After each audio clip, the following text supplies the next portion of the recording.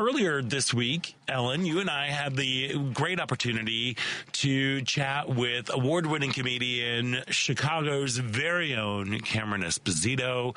She's just a delight. She's a gem. A gem. And we kind of got into it. It was weird timing just in terms of the whole Jimmy Kimmel thing happening, and what it means to be a comedian in this time. So, and a bunch of other things that are going on. She's going to bring her show to Steppenwolf. Can't wait, October 3rd and 4th. So here is our conversation with Cameron Esposito.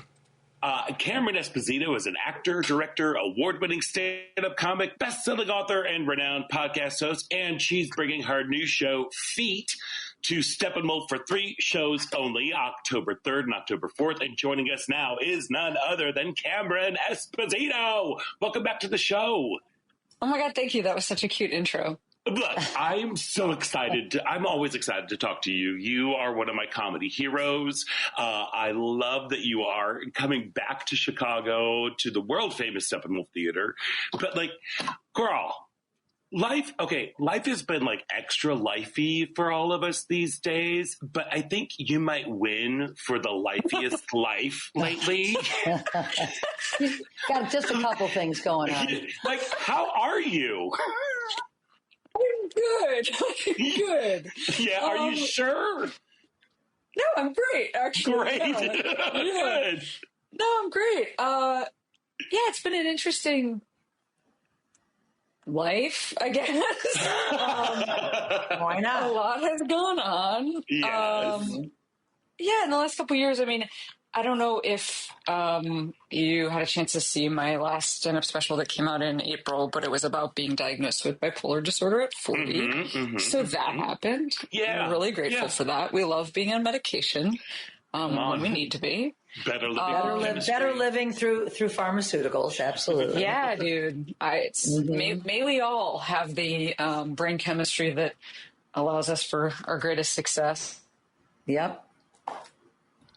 Right on. So, and now you've got this new show that you're debuting at Steppenwolf. Tell us a little bit about Feet. Yeah, well, it's about a near-death experience I had about 18 months ago, and the way that it helped me reconnect with myself, my family, my wife, and move on with life. Healing some wounds along the way, physical and spiritual. And it sort of ends with where I'm at right now, which is, I don't know if you heard me say this, but I'm going to be 7 months pregnant when I'm at the Steppenwolf. Yes, I know. Congratulations on that. Yeah, very excited. It's just amazing. Yeah, I'm super excited as well. Thanks so much. Yeah. So first of all, just mad props to you. Whenever I see you perform, the thing that I can always count on from you is just genuine authenticity. You just radiate this is who I am. You are so true to yourself. How, and this boggles my mind, how do you take these really big life events, these life moments that have these very dark undertones to them? How are you able to find the funny within all of that? Yeah. So this question, I feel like for me, it's what comes natural, because being a stand-up comic means you have an overdeveloped sense of humor anyway. And humor is, for all of us, one of our greatest coping mechanisms. Right. So it is that thing of if you don't laugh about it, you're going to cry, or stay in your basement forever. Right. And so I really think it's that. And I also will say that, again, for me, stand-up is really about, hey, our experiences don't have to be the same, but we feel the same ways, even if our experiences are different. And hey, there's people that are doing stand-up that maybe looks a little different than what I'm describing. They're talking about more topical issues, like Netflix or dogs. And hey, I talk about my dog too. But really, the whole reason that this art form has captivated me for, 20 years is because I'm using it to connect with people. And I really think that those dark experiences are, that's like when we're our most human, right? Especially a near-death experience. That's one thing that we all have in common is mortality. Yeah. But I guess it's just like the thing that I'm always impressed with watching your stand-up or listening to your podcast is just the way that you are, again, like you don't get mired down. It's in the tone. Like there's something always uplifting and positive to try to find out of it. Like, because there's some stuff, like when I'm on stage, that I still can't talk about just because I get too angry. Right. And I can't bring, just the anger comes through. But you have this incredible ability to take something and still find the light and the joy within it, even if it is like a near-death experience. Well, first of all, I'm going to play this for my wife. She needs to hear it, right? No, honestly, I will say this. I get as angry as the next person. I also happen to, I don't know. Do you know the word indefatigable? Do you know this word? Yep. It's like can never be bogged down or can never be bogged down. One of the first ways that I was described by, is his name Jason Heidemann? I'm going to pull that name. 15 years ago, who was writing for Time Out Chicago at the time when it was still had like a print magazine. And he was one of the first people who wrote about me. And that is the word that he used to describe me on stage. And I'm not different on stage than I am off. Sometimes my wife has to be like, we have to stop talking about gardening because it's actually like midnight and we need to go to bed. And I just think I have a lot of energy, and I also have somewhat a tendency to move toward, like, I want to alchemize experience so that it means something. Maybe it's just otherwise I don't feel like I could survive, just staying mired in the amount of anger that as a queer person or as a woman, sort of, or as a non-binary person, all those things it's so anger inducing that, I think I feel like I have to turn it into something else for my own self. Sure. Do you think, Cameron, did you think that comedy today is much more inclusive of queer voices than when you started? It's a complicated question because when I started, there were no queer comics that were out operating in the mainstream except for Ellen, right? Like even Wanda Sykes wasn't out at the time. Tig wasn't openly talking about her life. She just talked about other stuff.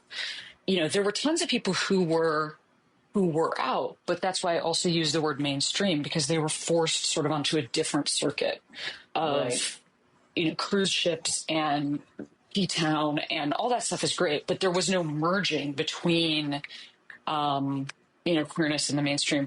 Honestly, huge shout out to Margaret Cho, who was breaking boundaries, being mainstream and, talking about her life. But there were just so many people who weren't, like Leah Delaria is a great example, has been working forever, but wasn't really welcomed into the mainstream until Orange is the New Black, which, that's wild. She'd been working for decades. So that's why it's a complicated question because the answer is versus zero, right? It's like, is it more inclusive versus zero? No, it's a good question, though. It's a good question. Judy Gold's been out there for a while. Judy Gold, and I don't know if you're familiar with, Poppy Champlin. Yeah, there's a ton of, that's what I'm saying, though. Those folks who I've seen a bunch of times, like, they were not getting jobs. Well, right, exactly. Playing themselves on sitcoms where people were gay and not a punchline. Like it just didn't exist. You're right. Yeah. There's a massive difference between that and where we are now. I also think that, it's tough in this moment, right? Because everything that's happening culturally is also happening in the entertainment industry. And we have news about that just this week with Jimmy Kimmel's cancellation. And I think what I'll say is that... Yeah. Oh, I was just going to say, when I moved to LA in 2012, it was this moment of like...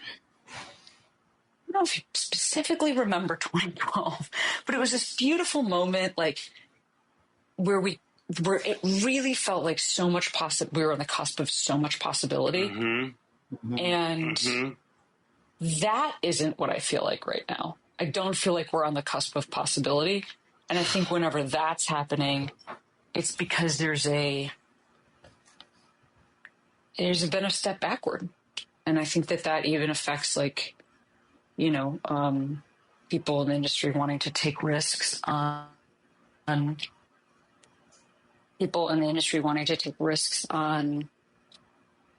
showcasing diverse voices. It's a very long answer, but it's true. No, yeah. I totally hear you. And I would go back to 2012 was when, as you were leaving, I was fortunate enough to, run a queer show at Laugh Factory here in Chicago. And that felt like, something was bubbling and nowadays, and also I have to give a big shout out to the Chicago comedy scene, particularly where it comes to queer voices, because like we have birthed some like incredible people. We've got Mateo Lane, we've got Joel Kim Booster, who are just out there just like doing your stuff. But yeah, I do see the current landscape that we are in, that it does feel like a step backwards that's going on. But yeah. This is why you have to come see me at the Steppenwolf Theater. I know. October 3rd and 4th. How are you? But I have some friends, Cameron, who are in the business who are just shaken by what happened to Jimmy Kimmel this week. How are you feeling about what's taking place and where we're going right now? I think the biggest thing I'll say is that, this is what censorship is. And for a lot of years, we've been hearing about censorship when people have really been getting feedback about, for instance, like, actually, I think this joke is super homophobic, and they get feedback, maybe without even any consequences. It's just like people on the internet being like, I don't like that you said this, and then there'll be like a bunch of complaints and a whole big article, and people use words like canceled. And I have thought that actually, generally, the consequences have tended to be pretty low. Even, if somebody was known to harass or assault people, they might step from the public eye for a month or, 2 months or a year or a couple of years and then be welcomed back. And I think that this feels different because it's not feedback coming from either one's peers or from one's audience. It is coming from above, right? And so one thing that comics are great at is taking down systems of power. That's like the whole reason we exist. Otherwise, it's propaganda. And that's why this is a new frontier. Because saying something about a marginalized community and punching down and getting consequences for that, even consequences that might be light, is so different than systems of power suppressing one of our greatest tools, which is laughing at them. Yes. Yes. So, for me, I just, honestly, in this whole the first time that we were living in this reality, I fought every day. I was out in the streets, I was protesting, I was like physically putting my body out there. I did a lot of fundraising, and I believe in all of that. I really believe in all that. I also am older now, I'm in my mid-40s, and I see young people taking that mantle, and I'm so happy that folks are out there. And I'm realizing that my place might actually be in modeling enjoyment of life, because I also think that is a political act as well. It's part of why I'm posting publicly about my pregnancy in this time when we're so concerned about our rights for good reason. Just showing that even amidst all that concern, we still make choices about our future and bet on ourselves and hope for things to be more positive down the line. It's not about ignoring the present, but I think it's just a different approach. Yeah, and see, there's that optimism. Sense? There's that optimism I was talking about. You know what I mean? That was like that is the perfect answer. And I think, getting out and sharing your joy and sharing your experiences at the Steppenwolf, which we got to get to, because I'm interrupting a thought. Because I'm like, girl, you were going to be at the Steppenwolf Theater in the Ensemble Theater. You're going to be performing in the Round. Like, how is that? Oh my God. Chicago kid done good, It really is it's really like the greatest dream, for me. I mean, I think it's the two places that, starting out as a comic that I felt like, okay, if I ever get there, that'll really be wild. One is the Chicago Theater, which I have yet to play. And part of that is just that massive marquee. I used to go down and look at the windows at Marshall Fields, and it's hard to miss that. Oh, come but something that's true about the Chicago Theater is that people play there when they are passing through. And that is something that Chicago is. I'm so glad that audiences in Chicago are afforded that opportunity, right? To have people pass through at a very high level. But the Steppenwolf is different, because the Steppenwolf is about celebrating what is and what is created in Chicago. Yeah. And that I also grew up with. My little sister, she took classes there before going to the DePaul Theater School. And my older sister, who moved back to Chicago recently, is very involved in the Chicago art scene. So it's just... it really means something to me, because I've not really left those Chicago roots behind, and I can't really imagine a place that symbolizes Chicago more than the Steppenwolf, right? Yeah, 100%, 100%. It is. Yeah, that's the thing. Like, Chicago stays with you no matter where you go, and it keeps pulling you back. And to have the opportunity to perform, to do your work, your solo show, a new show, feat at Steppenwolf, it's just like, you know what? If you were here, I would just give you a little knock across the chin. Way to go, kiddo. You know what I mean? It's like it's just such a feather in your cap. Nice. Look, it means a lot. It means a lot. And I also want to say, for listeners, the Steppenwolf has national renown. And I know we know this, but Chicago has that thing about having huge local pride, and we should. So here's what I'll say. When I mention in LA or New York that I'm playing the Steppenwolf and that's where I'm debuting this work, everybody's like, the Steppenwolf? Like, you're kidding. So I just want to say, we produce awesome stuff. And this is one of those places that everybody knows about. Oh, I know, and I cannot wait for the awesome stuff that is your new show, Feet, that is going to be at the Steppenwolf for 3 shows only, October 3rd and October 4th. Run, and get your tickets now, because they're going fast. Go to steppenwolf.org and come and find some optimism and some joy in this really poopy world right now. So, Cameron Esposito, thank you so much for joining us today. Break all the legs. We can't wait to see you at Steppenwolf. Oh man, you're the best. This was so nice to connect. And I love you. I hope you have a great day. Thank you. And kill the people. Yes. Well, but metaphorically, you know what I'm saying, in comedy ways. Kill them. Get out there. Yep. Crush it. All right. Well, thank you so much for taking some time out today, Cameron. We really appreciate it.